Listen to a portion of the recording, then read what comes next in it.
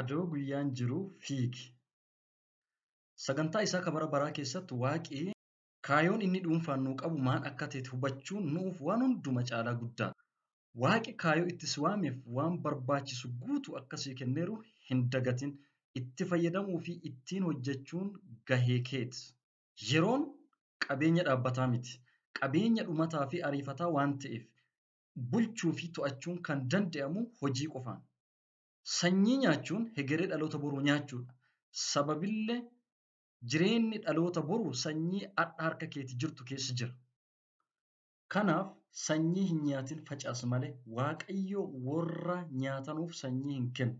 Warra facaasanuuf sanyii kenna. Yaadoti kun yaadota ijoo kitaaba kanaati. Dubbisaa.